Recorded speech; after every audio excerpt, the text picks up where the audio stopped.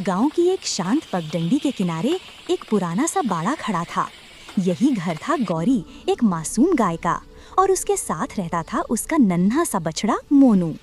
सुबह की पहली किरण पड़ते ही मोनू दौड़कर अपनी माँ से लिपट जाता। गौरी अपनी खुरदुरी जीभ से उसे चाट कर उठाती, मानो कह रही हो, उठ मेरे बच्चे, मेरी धड़कन। गांव वाले अक्सर रुक कर देखते और मुस्कुराते हुए कहते, इन दोनों को अलग कर पाना नामुमकिन। उनका प्यार इतना सच्चा था कि जैसे दुनिया के सारे दुख दूर कर दे। लेकिन उसी दुनिया में एक साया भी था, उनका मालिक दुनिया। दुनिया रोज शराब पीकर आता, लड़खड़ाते कदमों से बाड़े में घुसता। उसकी गाली, उसकी मार गौरी सब सह लेती। गौरी को दर्द से ज्यादा डर एक ही चीज से लगता था, अपने मोनू को खो देने से। वो हर रात अपने बच्चे को अपने शरीर में छिपाकर सुलाती, जैसे उसे दुनिया से बचाने के लिए खुद दीवार बन गई हो।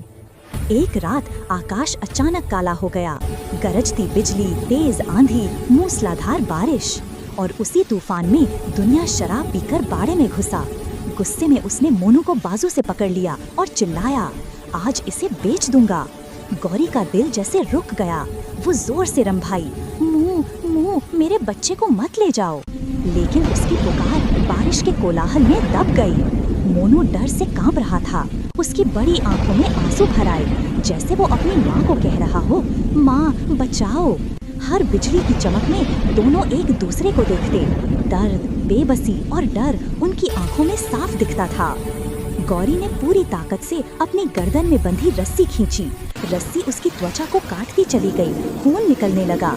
लेकिन माँ का दर्द अपने बच्चे की आवाज के आगे कुछ भी नहीं था। उसने एक आखिरी दिल चीर देने वाली पुकार लगाई, ऐसी पुकार जिसमें एक माँ का टूटता हुआ मन था। ये आवाज तूफान को काटती हुई गांव की सड़क तक पहुंची। उसी समय एक गांव वाला लालटेन लेकर उधर से गुजर रहा था। गौरी की चीख सुनकर वो ठिठक गया। उसने दोबारा सुना, आवाज और तेज थी और उससे भी ज्यादा दर्द भरी। वो दौड़कर बाड़े तक पहुंचा और देखा कि दुनिया मोनू को घसीट रहा है। वो चिल्लाया, दुनिया पागल हो गया है क्या? एक तेज बिजली चमकी, दुनिया का हाथ कांप गया और मोनू उसकी पकड़ से लगभग फिसल गया। मोनू जमीन पर गिरते ही माँ की तरफ दौड़ा। गौरी ने लड़खड़ाते कदमों से अपने बच्चे को कसकर अपने सीने से लगा लिया। दोनों भीग रहे थे, कांप रहे थे, लेकिन अब साथ थे, सुरक्षित थे। गांव वाला आगे आया, गौरी के सिर पर हाथ रखा और धीरे से बोला, अब मैं हूँ, अब कोई तुम्हें अलग नहीं कर सकेगा।